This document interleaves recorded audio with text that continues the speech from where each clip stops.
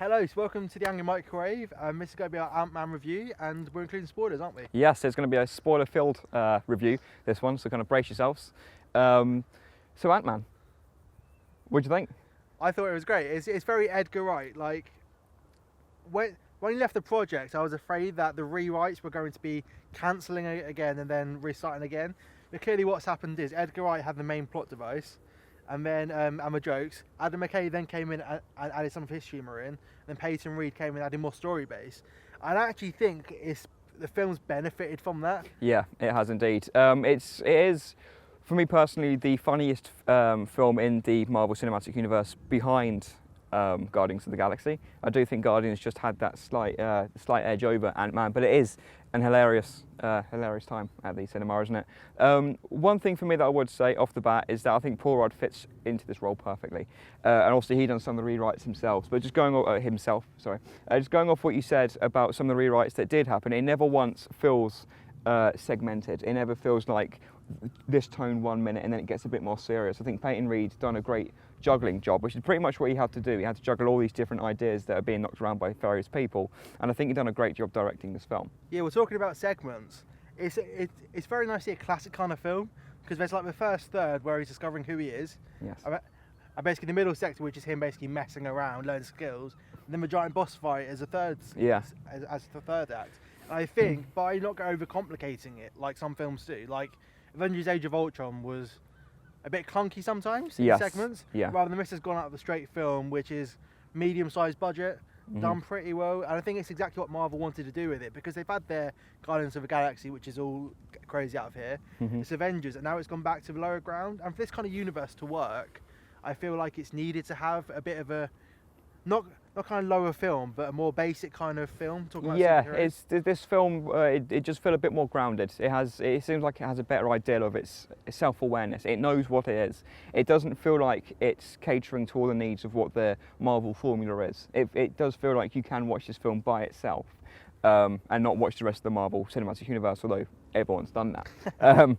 So yeah, like, any negatives before we go into the spoiler side of things? Any negatives of the film? Well, for negatives, I think it's quite hard to find any in this film, because it's pretty self-explanatory kind of throughout, and it's not really pushing any barriers. So that's the only thing I would say, that it doesn't really push that much forward in film. Yeah. And it fits very nicely. Yeah. But that's the only thing I would say. Like, it's clearly not a 5-star film. I would say I would give it 4-star maybe. Yeah. Yes.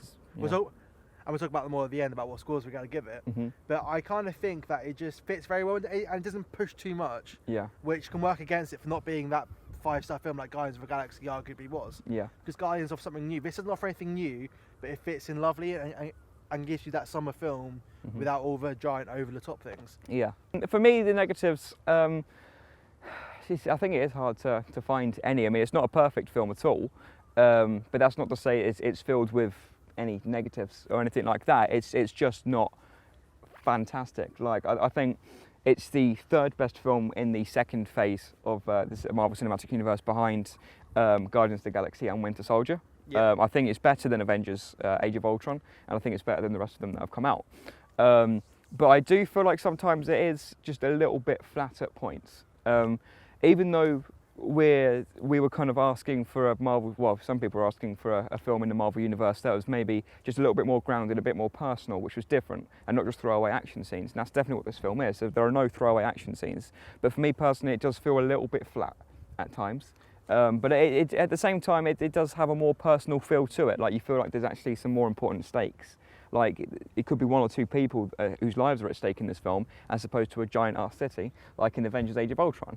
But sometimes it can just feel a little bit flat in parts. But if that's the biggest criticism, I think Peyton Reed, Paul Rudd, Edgar Wright, everyone involved in this film has done a fantastic job. Do you think that may have been because they were worried that after so many rewrites, the tone wasn't right? So instead of going directly with a tone that Edgar Wright probably wanted to go with, they felt like they've had to keep a lower tone because it's the easiest way to get out a complete film with its continuity throughout. I think that's maybe like possibly what you're talking about. That maybe yeah, but possibly. I mean, but like I said, it doesn't feel like there's been many fingers in this pie. It doesn't feel like there's that's a strange terminology to use, but it doesn't feel like you've had many rewrites in this film. That wasn't my problem. My problem was I think you can only fill a film with so many jokes without it kind of wearing off after a while, if that makes sense. In this kind of film where obviously there are things at stake, I would have liked to have felt a bit more of a personal connection, a bit more possibly. Yeah, but one of the things which is prominent with the Marvel film is the references to everything else in the Avengers universe. Yeah. How do you think that played out in this film? Well, now we'll start talking about spoilers. I think we'll jump straight into the spoilers. So the biggest one that stands out is Ant-Man's fight with Falcon. The Falcon. I think that was a great scene. It was shot well, and I think it's just a nice tie. And it wasn't like a major player in the Avengers, but it was well known enough for us to understand and point and laugh and say, okay, we get this. Ant-Man's definitely part of this universe. It didn't feel forced, which I thought was quite an important thing, because sometimes in these films, they seem very forced to references. There are a few forced references in this, I'm not going to lie. Yes, yeah. Kind of like, oh, why don't we go and get the Avengers to come and sort out our problem? Yeah, wink, wink, shove, shove kind of thing. Which again, it was dealt quite well with, because realistically, if the Avengers were a thing, you would think that. Yeah. But that felt a bit forced. But then the Falcon scene came in, and that completely basically gave us a reference that we wanted. So it would have been nice if they avoided the Avengers, and then you're thinking, this is quite separate, and then Falcon comes in. Yeah. That would have been quite nice to have seen, but I don't think it went too overboard like some Marvel films do. No, the opening scene of the film, you have a couple of characters in there that if you're well equipped with the Marvel Cinematic Universe, you'll notice a few little cameos in the opening scene, which is nice. There's plenty of mentions of S.H.I.E.L.D. and Hydra. Hydra once again play the villainous company in this film, and that's actually another aspect that I almost felt was a little bit forced. It was a nice touch at first, but after a while you feel like, does everything have to be linked to him? Either Hydra or Thanos? Like, does it have to be one of the two? Like, can't we just have a really good villain? But saying that, I did like the villain in this film. Well, we'll talk about the villain more in detail, but talking about the Hydra, it seems, again, very wink to camera when they said, who's going to buy the weapons? Hydra. Oh, yeah. That seemed a bit cheesy, but also Michael Douglas losing a few years. How great was that? The CGI, again, that's in the opening scene. The CGI, they've done a fantastic job of making him look younger, because you bought it. Like, as soon as you see that, you're like, okay, that actually looks like Michael Douglas from about 20, 30 years ago. And one of the interesting things about this technology is that we'll have a feature on the site soon talking about the kind of actors that we want to have this effect, because it's quite a prominent thing. I think it's the first film to do that in a massive film and work, because like imagine a young Han Solo, like that would be amazing to go back to Harrison Ford when he's in his prime. Because it's still Michael Douglas. You're not CGing someone else into, you're not CGing his face onto someone else's body. It's still Michael Douglas performing. They've just enhanced his features to make him look younger, and I think they've done an incredible job. The process is really interesting. Just quickly, they basically got Michael Douglas to perform, and then the good take, then got a double to come in and do it, and then he went into a CGI studio straight after that. So it is him, and it's not just a computer. Yeah. He did mocap and made a person for the face and body, and then him again. So it was clearly not a forced thing, and I'm really glad they included that. Yeah, that was actually something that Peyton Reed added. That was what he conjured up, because he changed the opening scene of Ant-Man. Something he changed from Edgar Wright's original script. And I think he's done a great job with that. And I think we do need to give credit to Peyton Reed, because obviously we've talked about it already. The first thing people will talk about is this an Edgar Wright film? Do we miss Edgar Wright? And I think you kind of got the best of both worlds. There's enough Edgar Wright in there, if you're a fan of his, to understand all the references. I mean, there's even references to Zoolander. Like, as you know, like there's so many references in there that if you're a film buff, like, you're just going to absolutely fall in love with this film. But there's enough of Peyton Reed in there for him to take credit on this film, because of the way that he handled things and the way that they've handled the micro photography and the cinematography in there. They've done such a fantastic job that they've actually opened it up to the Russo brothers for when they include Ant-Man again in the Avengers. Adam McKay also needs to shout with this, because he also did a major rewrite in between this. So I think it was a perfect example where a film gone slightly wrong can end up with a great collaboration between three massive directors. Yeah. Because you wouldn't see these days three directors like that coming together on a film. Yeah. But this is, I think in the end, this is what's happened. There's been three key collaborators of massive names of comedy coming together for this film, and it definitely works when it could have easily not worked. And more importantly, all three of them have had, well, maybe four. I mean, Paul Rudd done a few rewrites himself. So if we say the four of them, the four main contributors to this film, they've all obviously got respect for the character and understand what the character is, because this could have been total shit. This could have been one of the worst films, not just in the Marvel Cinematic Universe, but of the year. I think like it could have been so bad, but it wasn't. It understood what it was. It was a great time at the cinema, and I just think that, you know, with the exception of a few things along the way that I didn't quite like, it's still a fantastic time. And also the CG in this film does not seem like CG. Like in Avengers, like Marvel's been quite a big culprit at this of overdoing CG all the time. Yeah. This film felt very. It was there and happening every time. Like again, it felt grounded. Like the Ant-Man suit. It didn't feel, for the want of a better word, it didn't feel like a small film, but it felt compact. It felt like it knew where it was all of the time, and it felt grounded. But just going off one of the things that I didn't like, just because I've thought about it off the top of my head, when I think his name's Story Cole, something like that. Story. I'll go with it. Corey Stoll. Story the guy from House of Cards who plays the villain in this film. He kills a man in one of the scenes in the bathroom. Oh yeah, it's brutal. He kills a man, and for me that was the only time in the film that I thought, wait, whoa, this is Marvel. Right, you've just seen a man literally been reduced to jelly. Like, what's happening here? Well, I think that works perfectly. Of building consequence, like Marvel's being a big preacher, kind of like with the guy from S.H.I.E.L.D. that gets killed in Avengers, the first Avengers, and then he actually comes to life in Agents of S.H.I.E.L.D. with no explanation. I think this gives consequence, which is what I needed. It does, yeah. You don't need a floating city. You don't need a threat of dropping a floating city. You need to feel the threat of one person dying. And that one person dying in the earlier scenes set up the consequences for later on, like you said.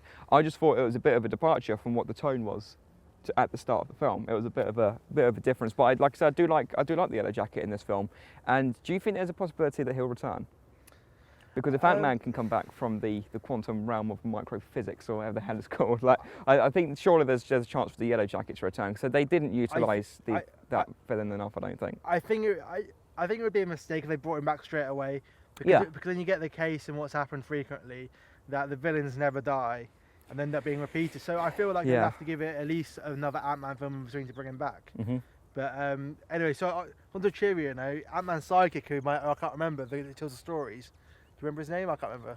The Latino guy. Yes. We're going to have to remember his name. Insert name here somewhere. Yeah. Because he was brilliant. He stole the show. He brought so much hilarious. comedy to that. And those whole scenes about, so I was talking to my friend, Yeah. That was brilliant. And also, we didn't overuse it. I think it was only used 2 or 3 times. 3 times, I think it was, every time it happened, I was like, it was hilarious. Here we go. And also, the Spider-Man story that was hinted at the end, yeah, that was done perfectly. And personally for me, that should have been a post-credit scene because it was so good. But so while we're talking about post-credit scenes, I was slightly disappointed. Were you? Yeah, I wasn't disappointed, but I wasn't surprised. Like with the first, obviously this is a spoiler review, we can say what they are. With the first one basically revealing that Evangeline Lilly's character is going to become the Wasp. Well, that was. I think that was almost a given when they talked about her mum and how obviously how the mum's character say passed away. Well, she didn't really pass away. She went to the quantum realm of microphysics. I'm definitely saying that wrong. Which apparently, this is a bit of an Easter egg. He said in the Empire podcast again. Go and listen. If you look carefully, in one of the scenes at the end where Ant-Man goes into the quantum realm, you may see her reflection in his visor in 2 shots. Oh, really?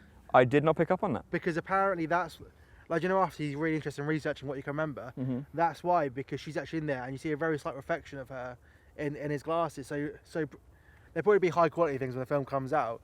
But Peyton Reed directly said this, that you can see reflections of her actually in there as an Easter egg. We all know she's going to come back because at the end when he looks at a photo, or Michael Douglas looks at a photo of him, Evangeline Lilly when she was younger, and the wife, and mum, the mum character has a hat over her face, so you can't see who it is, which means she's going to come back at some stage. They just haven't cast her yet. Yeah. But I really think that what was it called? The Wasp. Wasp, yeah. That the Wasp suit was very much fan service as well. Yeah. But I also feel that it was kind of forced because it would have been nice to leave speculation over. Do you not think speculation would have been better for that rather than just directly saying? Well, I kind of assumed it was going to come anyway. As soon as you saw that he already had a female companion, and then you see Paul Rudd and Evangeline Lilly kissing at the end, which actually I thought was quite a nice take on it. It's like they've got together at the end, which we suspected, but the way they dealt with that was hilarious, I thought. I thought it was a given, so it's not much surprise, but it's nice to know that they're actually setting up a female superhero in this universe, because with the exception of Black Widow, like we haven't had any yet. Oh, not yet. Yes, so it's nice to know that that's actually coming and that's a definite. And the second post-credit sequence, which hints that Ant-Man's going to join the Avengers, again, was probably a little bit underwhelming. But what I heard was, and I hope you can confirm this, because I think this was an official statement, is that was actually a scene taken from what they've shot of Civil War anyway, which is actually a little bit disappointing that they've taken something that already exists and put it as a post-credit sequence, because I would have liked something hinting a bit more towards Spider-Man. But I think that's what everyone wanted. But as soon as they mentioned a guy that climbs walls, a guy that slings webs, or I think that's very obvious that we weren't going to get any hint of him. Personally, as soon as they announced the new Spider-Man, which was about 2-3 weeks ago now, I expected them to show because the announcement kind of came at that time where it would have made sense. So that's a shame we didn't get to see him there, and also means we're going to see him for the first time in Civil War now, because Civil War is the next one to come out in the Marvel schedule. Yeah, I just think, to be fair, Civil War doesn't need the buzz. If you've got Iron Man and Captain America in the same film, then people are going to go see it. But it would have been nice to at least set up something. And also, for the kind of Spider-Man they're going for, young Spider-Man who's in school and stuff, it makes sense to bring him into Ant-Man because Ant-Man's a bit of a go-lucky kind of film, and it's kind of a slight comedy. Do you really want a character which is predominantly comedy-based, slapstick, children's kind of cartoon, even though it isn't, but it's got that like ethos. That's what it's going for. It makes sense for that to come into Ant-Man out of any of the films compared to Avengers Civil War. Yeah, the only one I would say would be if you're doing another standalone Iron Man, which they're not going to do anyway. So like you said, I think it would have made sense to squeeze him into Ant-Man, but that's just us as fans of what we wanted, but we can't take that away from Ant-Man, that they didn't include another character that wasn't supposed to be in it anyway. So I think we've been talking for long enough. If we go on to our scores, if you would like to start off. So I'll go for a solid, are we going to go out of 10 or out of 5? We'll go out of 5, we normally do out of 5. Okay, so out of 5, I'll give it 4 stars because it was a great film, but it wasn't aiming for that much higher. But again, it's a great cinema film, and compared to what's been released this summer so far, which hasn't been spectacularly great, I think this is a solid film, summer film, and it fits in the Marvel universe exactly like I hoped it would. Yeah, it's definitely one of the best Marvel Cinematic Universe films. Excuse me.